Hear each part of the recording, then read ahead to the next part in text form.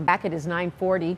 An estimated 8 million women in the United States are said to have osteoporosis, but another 34 million are living with low bone mass and unaware they are at risk for fracture. Today is World Osteoporosis Day, an opportunity to raise global awareness of the prevention, diagnosis, and treatment.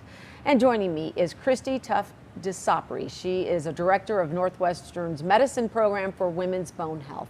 Good morning to you. Nice to see you this morning. Good morning. Good to see you again.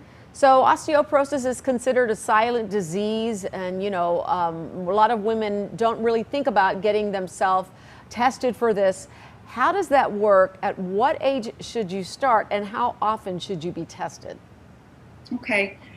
Yeah, so great. This is a great day to, have some awareness about midlife women's health issues that sometimes get forgotten. So the question about diagnosis is, we have to sort of back up and understand how osteoporosis presents. And it presents differently in many women. So some women, osteoporosis is diagnosed with a DEXA scan, or a BMD scan, which looks at your bone mineral density and compares your bone mineral density to someone with a similar age, race, and sex match, or someone who has achieved a peak bone mass. So that's a DEXA diagnosis.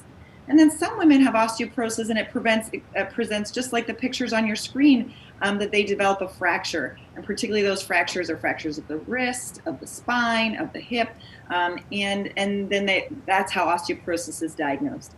And then in some women, osteoporosis is diagnosed by fractures that they didn't even know they had. So things like spinal fractures that are found on x-rays or CT scans incidentally. And we know that 2/3 of all of those vertebral or spine fractures that come to attention are also very important. And so osteoporosis, as you mentioned, is a silent disease, but that doesn't mean that that we can't do anything about it. So we have very accurate diagnostic tools like the DEXA scan. We even have fracture risk assessment tools that patients can do themselves, and to kind of really understand a little bit about their bone health, particularly as a postmenopausal woman. Okay, so we have diagnoses. How about prevention? What can women do to prevent this?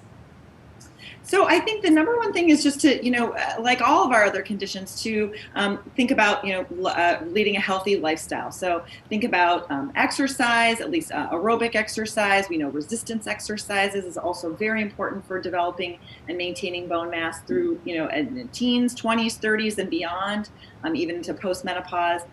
Calcium and vitamin D, this is a very large topic that we discuss at our center every day, and really getting adequate calcium, whether that's through calcium supplements, whether that's through nutrition, non-dairy sources, and then obviously the things that you're going to hear from all physicians, right? Making sure that if you're smoking, you consider quitting, reducing alcohol, making sure that that's less than at least 7 to 10 drinks a week, which is important for women overall.